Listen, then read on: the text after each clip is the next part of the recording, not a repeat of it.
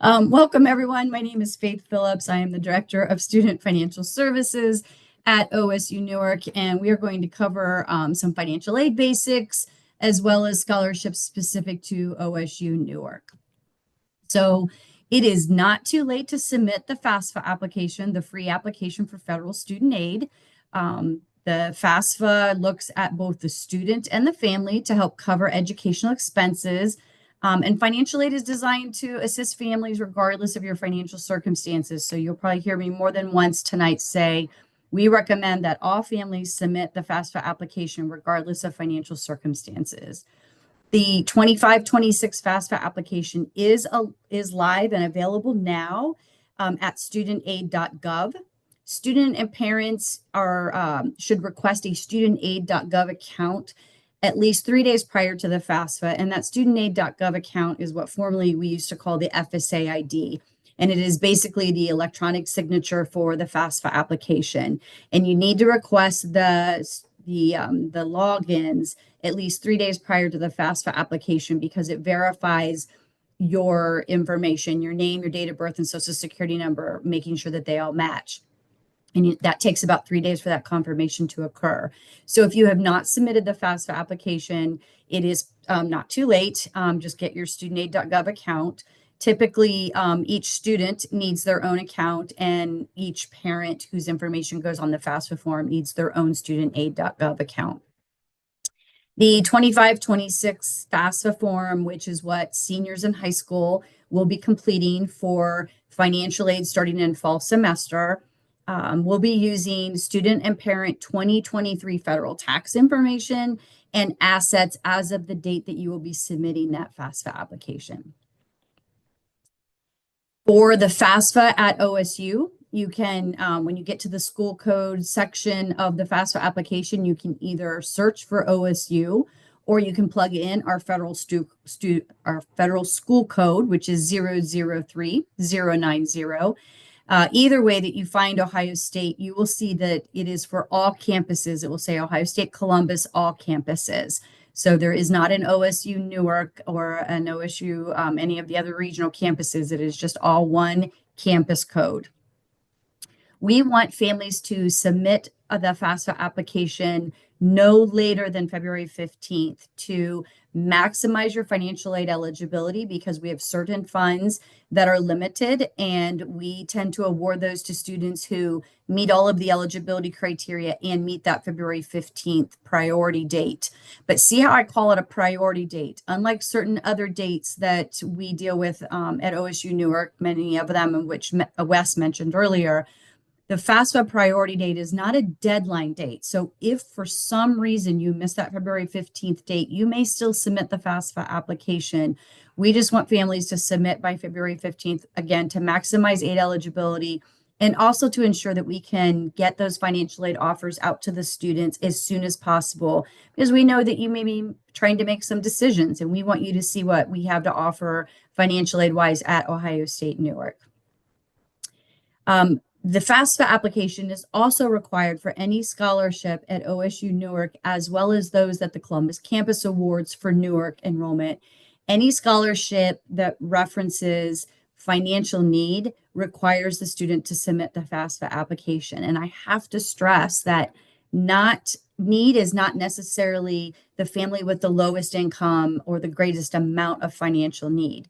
We look at people beyond those students specifically that are Pell Grant eligible. We're trying to make sure that families get the most equitable financial aid offer possible. So everyone should file that FAFSA, again, regardless of family income. Applicants do not have to have that lowest student aid index, which is the calculated results of the FAFSA application, or the highest financial need to be eligible for financial aid, nor to be eligible for our scholarships. Just some quick things about the FAFSA in case you have not submitted the FAFSA yet. The FAFSA, as I said, looks at student and parent information, and it will look at the parent of record for the FAFSA application, and it is only biological or adoptive parents. So guardians and foster parents are not the FAFSA parent. If the parents are not married but living together, both parents would complete the form. If the parents are divorced, separated, or never married, The way that the family selects which parent is the one that files the FAFSA application, the parent of record, it is the parent that provided the most financial support in the last 12 months. And if that support is equal, then it is the parent with the greater income and assets in the last year that would be that parent of record. So it doesn't matter necessarily where the student lives. It doesn't matter whose year it was to claim the student on their tax return. The parent of record is the parent that provided that most financial support in the last 12 months. And if that support is equal, it's the parent with the greater income and assets. And if that parent is remarried, then they would include their spouse's information. Basically, the step parent becomes the other parent for the purposes of the FAFSA application. We do recognize that we are requiring you to use your 2023 federal tax information on this FAFSA application. And there may be conditions that cannot be documented on the FAFSA application that apply to you. And there may be a change in a family's financial circumstances since the 2023 taxes. And that year may not be indicative of the family's current financial situation.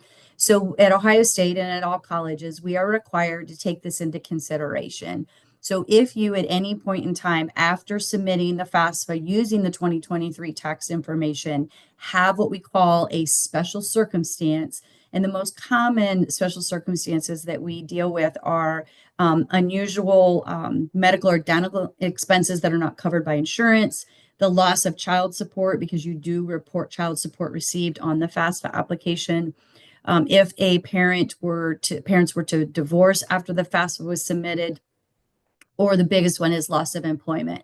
So something changes in the family's financial situation after that FAFSA is submitted. You still have to submit the FAFSA using the 2023 tax information. We have an appeal form that will be available. It's not quite available yet. On our website. The website is listed there, and you will be looking for the change in change in family circumstance appeal. And you can see the screenshot I put down there in the corner. That's what it looks like right now for 24-25. We will soon be adding an option for 25-26, and you'll just click on that change in family circumstance appeal form, and you will provide the explanation that's required, and then you will provide documentation to support it, and then perhaps provide taxes for 2024 or an estimate of 2025 income. And then if we see that that change that you've reported warrants a change in the FAFSA application, we will reprocess that FAFSA using that different information and potentially make the student eligible for additional financial assistance. So let's shift gears here now and let's talk about how you apply for scholarships at Ohio State Newark. As Wes mentioned a few minutes ago, we have the Incoming Freshman Merit Scholarship, which is awarded by the admissions department. Recipients of that scholarship are awarded a $4,000 scholarship, renewable a second year at the Newark campus if the student, the recipient, earns a 3.5 GPA cumulative at the end of spring semester and have earned 30 plus credit hours. I have to stress that that is only renewable if the student remains on the Newark campus. If that student transitions to the Columbus campus, they would not receive the renewable part of that scholarship. The eligibility criteria to be considered for the merit scholarship is a 3.6 cumulative high school GPA and successful completion of at least 2 AP classes or 2 college credit plus courses before high school graduation. Now, this funding is limited and will be awarded until those funds are exhausted. And you can see the application is go.osu.edu/Newark Merit. So students will apply for that there, and then the admissions department will communicate with them regarding the rest of that process. We also at Ohio State Newark have several other scholarships that are available to the students, and we are in the process of transitioning our awarding and application process to Scholarship Universe. Now, Scholarship Universe is a single source of all of the Ohio State funded scholarships as well as some external scholarships. Ohio State offers hundreds of scholarships with a wide variety of eligibility criteria. Now, there are Columbus campus funded scholarship that the student may receive on the Newark campus, and that due date is February the 15th. So the student would log into Scholarship Universe, create their account, and answer some basic demographic information about themselves, and then look for any of those scholarships that have very specific criteria that require an application, and the student would complete those. Those need to be done by February the 15th.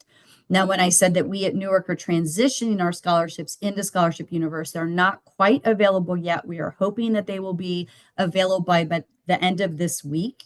And the due date for those scholarships will be March the 31st.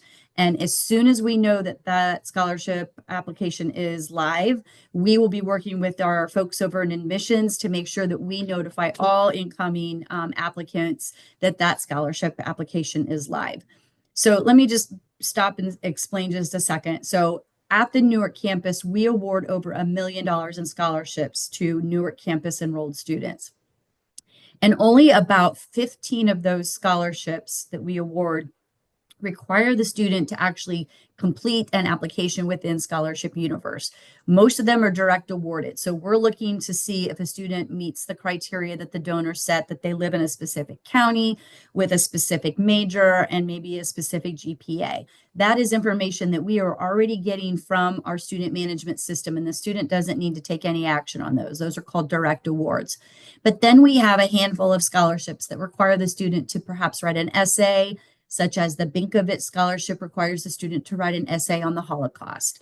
We have a couple scholarships that ask a student to write about leadership and community service. Those scholarships are the ones that we're waiting to go live, and the due date for those will be March the 31st. So this is what a student's Scholarship Universe dashboard looks like. They will start to create a demographic information about themselves, and then they will look for the scholarships that require them to take additional action. And they can open them up, read. So they'll open up the Binkovitz and it will say, write an essay on the Holocaust. They will write the essay right there in Scholarship Universe or copy it in from a Word document for an example, and then submit that. So the Columbus campus scholarships, they want to be looking at those now and get that submitted by the February 15th date. Once they submit those applications within Scholarship Universe, whether it's the ones for the Columbus funded scholarships or the Newark scholarships, Scholarship Universe is continuously looking for scholarships that the student may meet eligibility criteria for that's not connected to Ohio State funded scholarships. So the student could be finding later on throughout the summer that they're matching to certain scholarships that are within Scholarship Universe, and they will be receiving email notifications and communications from those specific scholarships. So that whole source of scholarships will be found at osu.scholarshipuniverse.com via Buckeye link. So again, Columbus campus awarded scholarships, the due date is February 15th. So the student may apply as soon as they have that name dot number. Incoming students who do not have that name dot number should follow the instructions found here. And then again, the demographic information I keep referencing is really just tell us about yourself, some basic information about yourself. But relevant information from the student's academic record, their GPA, their major, their county, we will automatically populate that within the student's profile. Newark campus awarded scholarship, those will be available in Scholarship Universe soon. The due date is March 31st. Most do not require the student to take any additional steps other than creating that profile and then looking for those that require a short essay or answering additional questions.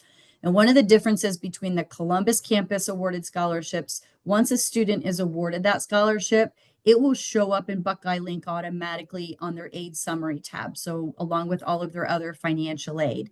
Newark campus funded scholarships, we require the student to submit a donor letter of thanks.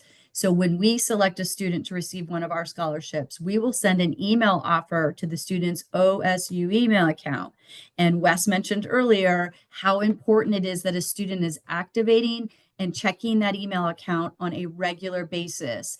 And please make sure they continue to check that all through the summer for very important information. But that also includes scholarship offers. So even though we hope to start those scholarship offers in April and May, we will continue to make those offers all through the start of fall semester, as students may not respond to the offer with that donor thank you letter, or students said that they would enroll and then they don't enroll. So we are offering scholarships all the way through the middle of the fall semester. So we would hate for students to miss out on scholarship opportunities simply because they were not checking their OSU email account on a regular basis. So please make sure that they are doing that. So here's an example of what the Harry Binkovitz scholarship application will look like within Scholarship Universe. The student can open it up and read the criteria. They'll certify that they want to complete the application, and then it will present them with an area in which they can provide that required essay on the Holocaust. Here are at least 3 of the 15 applications that almost every single student could qualify for. So we know the Binkovitz scholarship does not have any other criteria besides writing an essay on the Holocaust. So it is not specific to any county or any specific major. The Park National Bank and Associates Next Generation Scholarship is awarded to students who reside in one of the 28 counties where Park National Bank and its affiliates are located. And then the student meets that criteria, then all they have to do is write an essay on leadership and submit that application. And then we have the Alethea E. Slate Scholarship. That is specific to students that live in Newark and have to write an essay and provide a recommendation from a teacher. And all of those scholarships are on our scholarship directory on our website, but will also be available within Scholarship Universe once we're ready to activate that information. So these are just a few examples of the many scholarship opportunities that a student may be eligible for. Then in addition to the scholarships that they can find in Scholarship Universe, that Columbus Campus Awards, the Newark Campus Awards, as well as just all of those other outside scholarship opportunities, here are some other scholarship links that a student can apply for. Also encourage families in the local community to look at businesses, charitable organizations such as the Rotary Club, the Lions Club, organizations like the churches that a student may belong to, students and parents, employers, making sure that you're checking all of those resources for any available scholarships that the student may apply for so that you are maximizing all of your scholarship opportunities. All right, so now we are going to take some time to see if we can answer any of the questions that have come up. Wes, are you seeing any scholarships that I should answer? Or questions I should answer? Yes, and thank you so much, Faith, for all that information. And there are a few in there that I left that you can maybe answer more directly. But we did have one I was hoping you could maybe go back and talk about the timeline about when students might be able to see that financial award package coming their way and where will they be able to access that? Very good. Thank you, Wes. So we have started to review FAFSA applications for 25-26. So once a student logs into Buckeye Link and they go under financial aid and under student financial aid status, they should be able to see right there that their FAFSA application has been received and the date in which we received it. So that's the first thing you want to check. If you have already submitted a FAFSA application, check to make sure that we have received the application and it's listed there. When those FAFSA applications are loaded, the first thing we're doing is assessing, is there any additional information that we need from the student to finalize their financial aid offer? And those are being populated on the student's to-do list.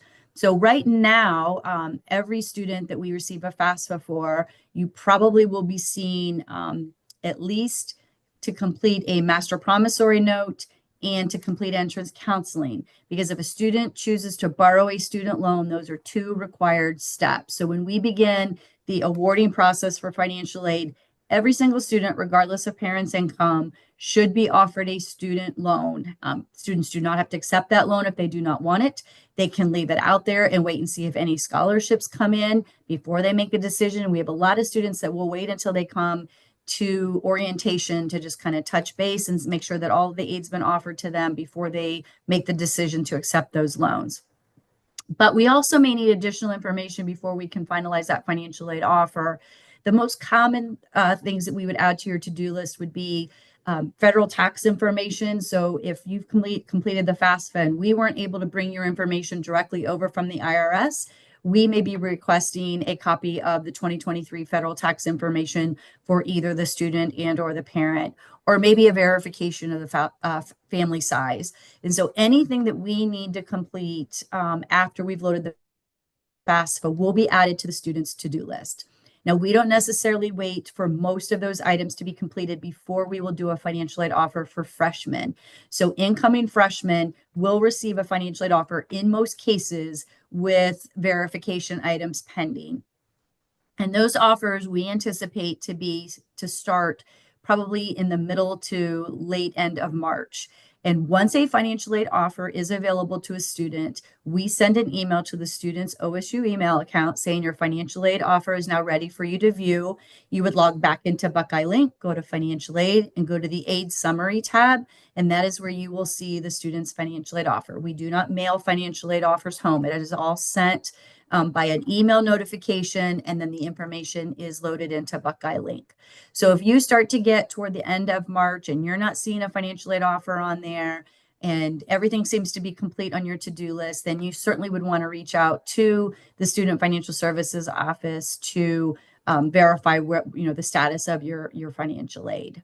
So that's kind of the timeline. Right now, we're loading FAFSAs, we're assigning documents to the to-do list, and we anticipate financial aid offers to start probably mid to late March. And we start with freshmen only. We don't do any continuing students until after spring semester ends, so that we're getting all those freshman offers out so that you can make decisions by that May 1 commit date.